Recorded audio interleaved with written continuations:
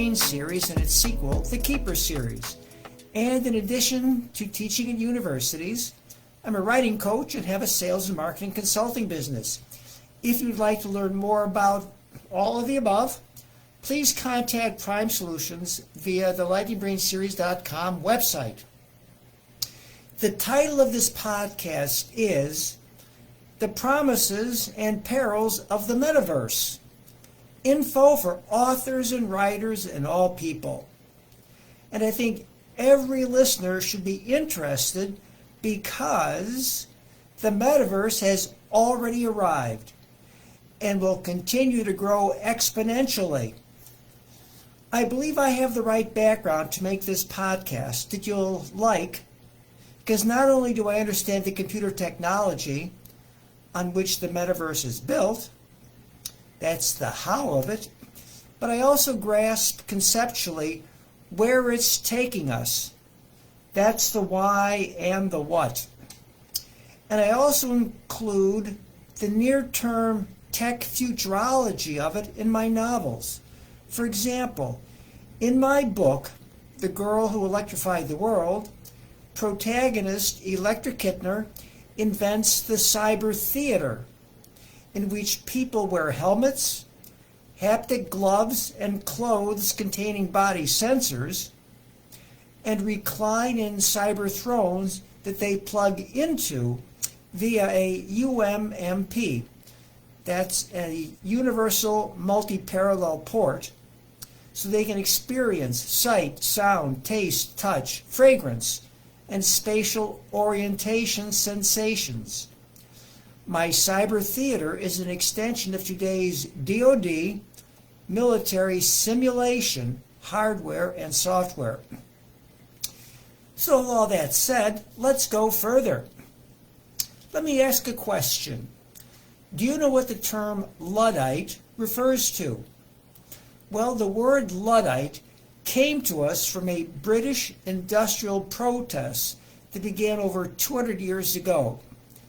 The original Luddites were British weavers and textile workers who objected to the increased use of mechanized looms and knitting frames.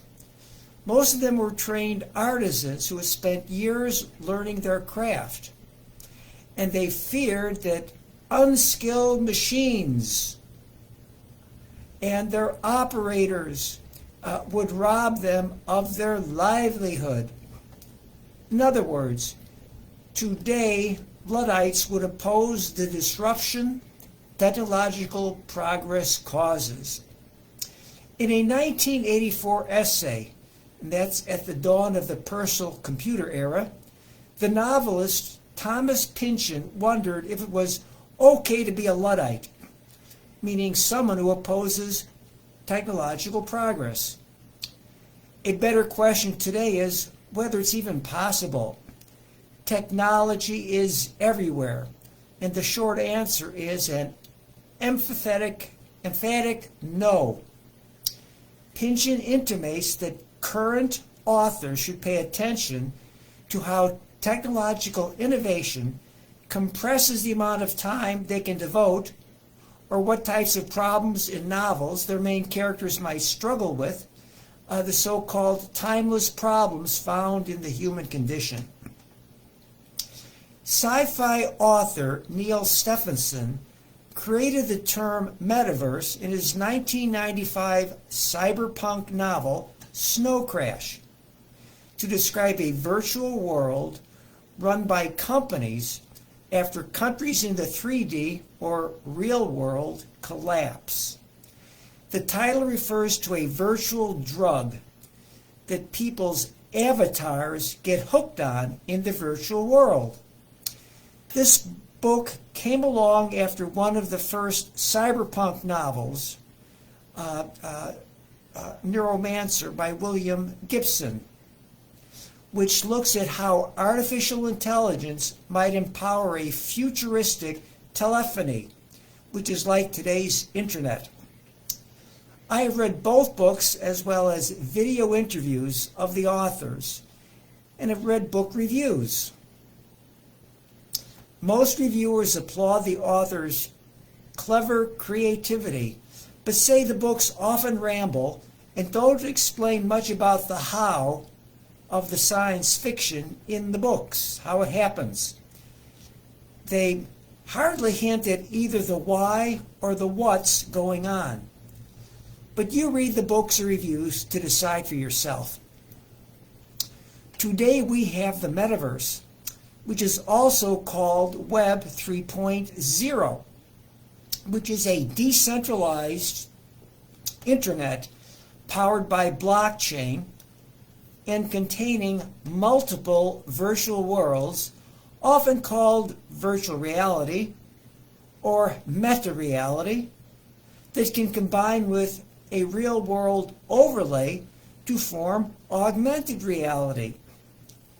We enter the metaverse via devices connected to the internet, such as a screen and earplug-equipped helmet, haptic gloves and body sensors, and a joystick or controller to interact with the virtual world. Some of the metaverses are free, but others require you to purchase a membership in order to enter the world. And for a quick history, Web 1.0, that's from 1995 to 2005, gave us a static world giving access to little more than data. Web 2.0, that's 2006 to 2018, brought viewers, browsers, and much more interactive data, which was still isolated in silos. Web 3.0 gives us a distributed, interconnected, decentralized source of data information, anonymity, and security, at least most of the time. More on that later, because one of the perils is whether or not anonymity and security can be guaranteed. Let me give you a quick intro to the metaverse technology. Companies use micro and nanochip hardware to construct server farms, routers, and firewalls that build the internet backbone and house the metaverse software virtual reality. Riding on the internet protocols are the AI and neural net controlling software and apps that grant access to the metaverse. And here is the main driver: blockchain technology, which empowers a decentralized, trustworthy, and minimal cost audit trail for buyer-seller exchanges.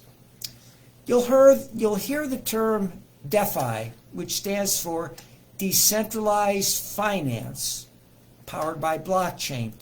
Right now, financial exchange via cryptocurrency, such as Bitcoin, is grabbing all the attention.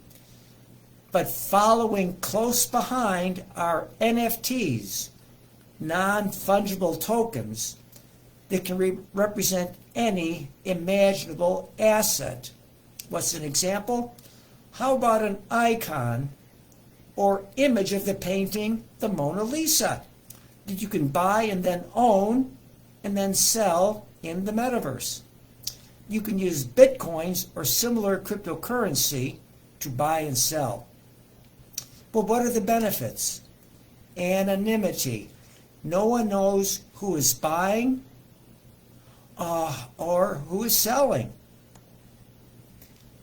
Decentralization. No one location or company or person controls the overall process. Trust and security are pretty much guaranteed because all the blockchain participants guarantee validity. And there are additional benefits. People can take part in everything the virtual worlds offer, such as immersive sports, gambling, and gaming. But as with anything so powerful, there are perils.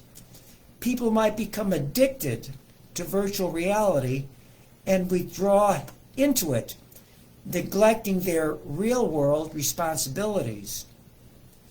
And cyber terrorism, or piracy, or data corruption and disinformation are all too real possibilities. I'll let you find some examples of these. But the metaverse is here and will continue to interact within cyberspace and with our 3D world. Here's where the technology is heading. Draw a triangular trilemma. At the triangle's pinnacle, place the word scalability. And on the vertices below, put the words security and data decentralization. Blockchain, scalability, and modularity will give us what we need for security, speed, and decentralization while preserving anonymity. So who pays for all these benefits? Well, the companies who build their metaverses. Here are some of the players today. There's YouTube, which is owned by Google. And there's Facebook, which just changed its name to Meta for its Meta World. And Microsoft recently bought Activision and might name its metaverse Mesh. And think about Amazon, which has its e-commerce metaverse. And there are other companies or platforms, such as Decentraland. Decentraland is a 3D virtual world platform. Users may buy virtual plots of land in the platform as NFTs. Those are non-fungible tokens via the Mana cryptocurrency, which uses either Ethereum blockchain or things similar. It was opened to the public in February of 2020 and is overseen by the nonprofit Decentraland Foundation.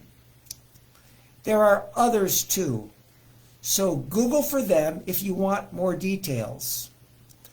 So at this point, I've summarized the what and the how of the metaverse.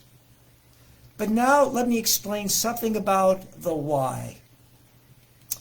Francis Fukuyama, in his books talking about the end of history and the last man, points to a problem people will face in the future: boredom. As artificial intelligence makes workers obsolete, people won't have anything to do. Robots and 3D printers might make everything at a cost close to zero, which means people get all they need or want, but they have nothing to do. So virtual reality gives people a new virtual world in which to create virtual objects, jobs, and services. The original Star Trek series hinted at this cheery trajectory for the future of civilization.